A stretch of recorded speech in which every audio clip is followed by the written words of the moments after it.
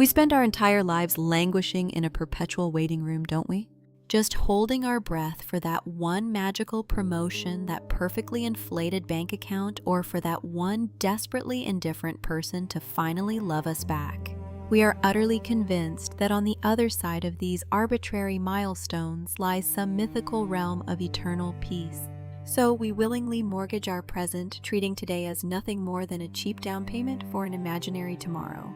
We whip our exhausted souls, promising ourselves that the glorious view from the summit will magically heal our bleeding feet. But let me ask you, haven't you been there? You finally claw your way to that desperately coveted peak, and the euphoric illusion of having it all evaporates in seconds, swiftly replaced by a suffocating hollow void. You realize, with a bitter taste in your mouth, that you were infinitely happier romanticizing the climb than you are standing on this barren, lonely rock. And what is your immediate response? Like a rat addicted to the wheel, you immediately look for a higher mountain, a more grandiose delusion to chase. Why, when we finally hold the very thing we begged the universe for, do we remain so dreadfully restless? Why is every achievement immediately shadowed by a profound emptiness? To answer this, we must put down the self-pity and look through the cold, clinical lens of biology. This is not a failure of your willpower, it is a feature of your hardware. Neuroscience calls it the dopamine reward prediction error. You naively think dopamine is the joy chemical. It is not. It is the molecule of unfulfilled desire and relentless craving. It spikes to trick you into moving, to chase the mirage.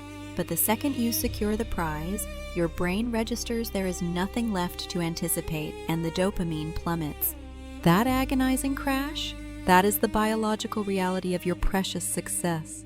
Evolutionarily speaking, this is brilliantly cruel. Picture our ancestors traversing the unforgiving wilderness. If a hominid killed a deer or found a moderately warm cave and thought, I have achieved my goals, I shall now rest in eternal gratitude, they would have been devoured by a saber-toothed tiger by Tuesday.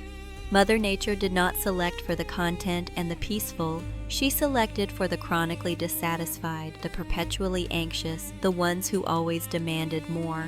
We are the direct descendants of those who could never, ever get enough. This rapid evaporation of satisfaction was our ultimate survival mechanism. Yet here you are, dragging this primal curse into a modern civilization, letting a mechanism designed to keep you from starving eat your soul alive. Once you accept this biological tragedy, it is time to face the mirror of ancient wisdom. The Greek Stoics diagnosed this pathetic condition with surgical precision. Epictetus, a man who rose from the chains of slavery to philosophical supremacy, handed us the ultimate reality check. Some things are in our control and others not. Your agony begins the exact moment you try to play God with things you cannot control. Think about your precious results. Are they truly yours? You can study until your eyes bleed, but the exam questions are written by a stranger. You can pour your absolute soul into loving someone, but their heart is a sovereign state that owes you nothing. You can meticulously plan a business empire, only to have a microscopic virus bankrupt you overnight. The outcome is an arrogant delusion, a cocktail of your effort violently mixed with the chaotic indifference of the universe. Stoicism warns that chaining your happiness to results is a voluntary ticket to hell. Instead, they demand you focus every ounce of your energy on the singular domain you actually own: your immediate actions, your attitude, your character, the process. If you fail spectacularly, but you maintained your dignity and did the work, you have already won. This is not a consolation prize for losers. It is the ultimate, untouchable sovereignty. Albert Camus echoes this in The Myth of Sisyphus. Condemned by the gods to push a massive boulder up a mountain only to watch it roll back down for eternity, Sisyphus is the ultimate mirror for our lives. We too constantly push the heavy rock of our daily obligations, yet Camus insists Sisyphus is the victor.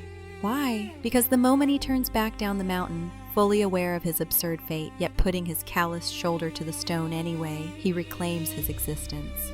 One must imagine Sisyphus happy, Camus wrote. It is the very act of pushing the boulder, devoid of any hope for a final victory, that elevates him from a victim to a god.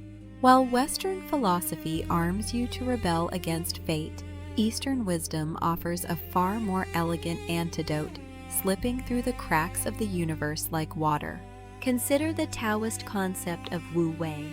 It does not mean lying around in apathetic laziness. It means acting without the vulgar desperation of forcing an outcome. Buddhism strikes the final blow to your delusions. The Buddha stated that life is suffering, and the root of this suffering is your pathetic clinging. The exact moment you desperately crave an outcome or fiercely guard what you have, you build your own psychological prison. In Zen archery, a master does not care about the bullseye. The archer who fixates on the target tenses his shoulders, holds his breath, and misses entirely. But the archer who immerses himself utterly in the texture of the bow, the tension of the string, the rhythm of his breath, the pure, unadulterated process, hits the mark with his eyes closed. The arrow piercing the target is merely a trivial byproduct of a perfected process. Making the result your master is the ultimate spiritual failure. Even the pragmatic philosophy of Confucianism aligns here. It is not about mystical enlightenment, it is about the grueling, unglamorous audit of your own soul. The daily reflection: was I honest? Was I loyal? Did I learn? Becoming a noble person is not a sudden lottery-winning event.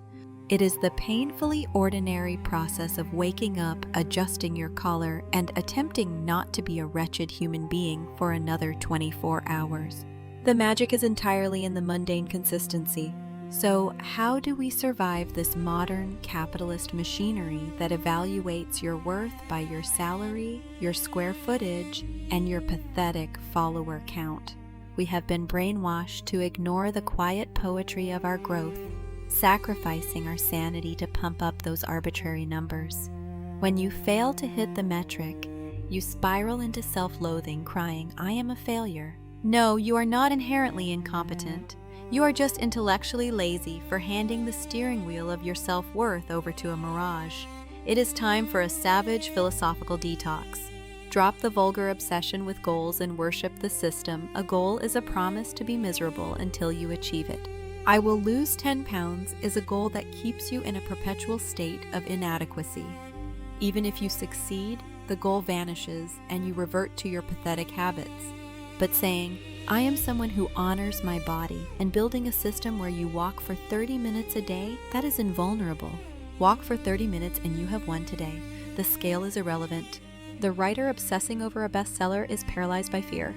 The writer who simply commits to bleeding 1 page a day over their morning coffee is already living a triumphant life, entirely indifferent to the applause or silence of the market. Construct these quiet, unbreakable systems in the shadows of your daily routine, the 1 minute you take to make your bed. Reading 3 pages of actual literature instead of doom scrolling through the digitized garbage of your phone. The evening ritual of washing off the day's grime and forgiving yourself for your inevitable stumbles. These microscopic actions are your fortress against the chaotic whims of the world. This daily grinding of the soul is not glamorous. No one is going to throw you a parade for simply enduring gracefully. But remember this: true nobility is not wearing a gilded crown forged by other people's envy. It is found in the quiet, savage dignity of placing your feet on the ground, fully immersed in the present reality, and pushing your boulder with a smirk on your face. You are reborn in the friction of the process. Your value will never be captured in the sterile lines of a resume or the digital digits of a bank account. Your worth is the courage it took to try again, the grace you showed when you failed, and the calluses on your hands from tying your shoelaces one more time. The journey is not a waiting room for your life, it is the grand stage. Stop disrespecting the present by worrying about a future that does not even exist yet. Drop the luggage of your expectations, surrender to the beautiful machinery of your daily systems, and dance through the process. I will be here, cheering on your elegant rebellion.